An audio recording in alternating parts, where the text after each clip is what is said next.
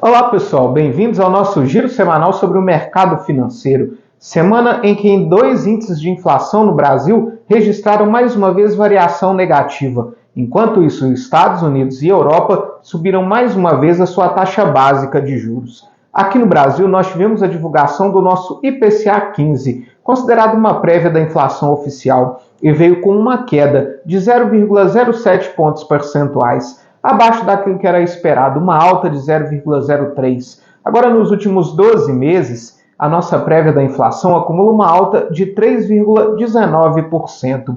O destaque vai para o preço de alimentações e bebidas e habitação, que registraram queda no período apurado. Além disso, o nosso IGPM, considerado a inflação do aluguel, também registrou mais uma vez deflação, queda de 0,72% e acumula neste ano uma queda de mais de 7%.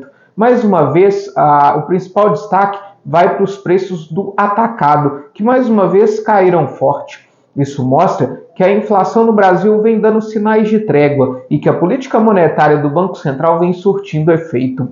Já nos Estados Unidos, o Banco Central norte-americano decidiu elevar sua taxa básica de juros em 0,25 ponto percentual. Agora a taxa de juros por lá está numa banda entre 5,25% e 5,5%. Porém, o que animou os investidores foi o discurso de Jerome Powell logo após a reunião. Apesar de ser um discurso aí um pouco mais evasivo, dizendo que os juros poderiam tanto subir na próxima reunião, como também aí se manterem estável, os bons resultados da inflação dos Estados Unidos e a fala de Powell de que a política monetária já vem surtindo efeito na queda dos preços, fizeram com que os investidores cogitassem aí que na próxima reunião nós possamos ter aí uma pausa na alta de juros. No Banco Central Europeu, nós também tivemos mais uma alta na taxa básica de juros, também de 0,25 ponto percentual. A taxa de juros na Europa agora está em 4,25 ponto percentual. Outra boa notícia aqui para o Brasil veio da agência de risco Fitch Rating. Ela elevou a nossa taxa de bom pagador de BB- para BB. Isso quer dizer que existe uma maior probabilidade do Brasil pagar as suas dívidas. O Brasil agora está a 2 patamares do selo de bom pagador. Isso aí tem a tendência de atrair principalmente o investidor estrangeiro para poder investir nos nossos produtos de investimento aqui no Brasil e pode aí melhorar ainda mais o resultado da nossa economia. Já a arrecadação federal registrou a marca de 180 bilhões no mês de junho, um resultado de 3,37% menor em relação ao ano passado. Nós tivemos ainda a divulgação da MP, que pretende regularizar as apostas esportivas, as chamadas bets. Estabelece uma tributação de 18% sobre o lucro desse tipo de site de apostas e, além disso, o prêmio dos investidores também vai ser tributado no imposto de renda sobre um valor que superar aí o teto de isenção, que atualmente é de R$ 2.112. Nós tivemos ainda a divulgação da nossa taxa de desemprego, que caiu para 8%. O nosso Ibovespa essa semana, ele encerrou praticamente estável, em leve queda de 0,03%. Teve um bom desempenho aí até na quarta-feira, quando saíram os índices de inflação, chegou a bater os 123 mil pontos, uma marca que não atingia aí desde 2021, mas acabou caindo devido a alguns resultados corporativos da Vale, que veio aí pior do que o esperado. Além disso, a queda do minério de ferro, que registrou essa semana, o minério de ferro encerrou com uma queda de 1,28%, com a tonelada cotada aos $115,50, depois que a China anunciou estímulos econômicos no início da semana, mas ao longo da semana essa indefinição e a não divulgação de quais seriam esses estímulos fez com que o preço do minério de ferro caísse. Além disso, a Vale acabou registrando aí um resultado aquém do esperado. As ações da Petrobras também puxaram para baixo, por causa dos resultados da petroleira, que mostrou aí que ela atingiu aí sua capacidade máxima de refino de gasolina e, além disso, precisou importar mais gasolina. Isso trouxe a sensação para os investidores de que a Petrobras tem mantido aí o seu preço da gasolina abaixo do patamar internacional, para tentar segurar aí os preços.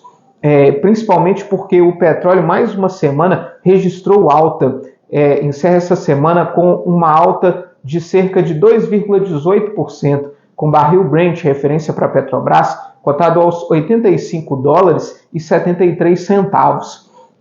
Além disso, a notícia de que Guido Mantega possa assumir aí a presidência da Vale trouxe um certo mal-estar para os investidores. Nós tivemos também a indicação de Marco Portman para assumir o IBGE, responsável aí pela divulgação dos índices oficiais de inflação. A indicação dele, que é um economista, mas tem aí um perfil mais intervencionista, acabou também trazendo aí um pequeno mal-estar para os investidores. Nos Estados Unidos, nós tivemos a divulgação do PCA, que é a inflação de consumo, a inflação que o Fed usa aí para balizar a sua taxa de juros, e veio com uma leve alta de 0,2%, dentro daquilo que era esperado. Já o PIB dos Estados Unidos surpreendeu positivamente, com uma alta de 2,4%, quando se esperava aí uma alta de 1,8%. As bolsas dos Estados Unidos fecharam em alta essa semana. O S&P 500 fechou com uma alta de 0,85%, a Nasdaq com uma alta de 1,67% e o Dow Jones com uma alta de 0,65%. Já na Europa, o Stoxx 600 encerra a semana com uma alta de 1,24%. O tom do discurso mais calmo de Christine Lagarde, após a decisão sobre a taxa de juros, também trouxe ânimo para a Europa, que possa estar próxima de uma pausa no seu ciclo de alta de taxa de juros. Quem manteve a sua taxa básica de juros inalterada foi o Japão, que mantém a sua taxa em 0,1% negativo. Porém, o Japão mudou um pouco aí a sua postura, apresentando uma postura um pouco mais dura em relação à inflação por lá, dizendo aí que vai alterar a sua taxa de juros para os títulos de longo prazo, os títulos de 10 anos, que até então a rentabilidade era de 0,5%, e eles vão aceitar aí uma tolerância de até 1%. Uma mudança de postura no Japão exige aí uma certa atenção em nível global, porque o Japão é um dos maiores investidores externos que existe, e sempre teve uma postura aí bem calma e bem tranquila em relação à inflação por lá, já que o Japão nunca teve grandes problemas de inflação, mas a inflação que veio aí da pandemia acabou se mostrando também resiliente no país asiático, que levou o seu Banco Central aí a mudar a sua postura, que sempre foi aí muito tranquila em relação à taxa de juros. Falando agora da renda fixa, com uma inflação mais acomodada, traz a expectativa aí de uma queda mais acentuada na nossa taxa Selic. Isso faz com que os juros futuros recuem um pouco. O DI para janeiro de 24 encerra essa semana com uma queda de 0,11 pontos percentuais, cotado a 12,61%. Já a carteira de títulos públicos acaba se beneficiando um pouco disso. O IMA geral encerra essa semana com uma alta de 0,32%.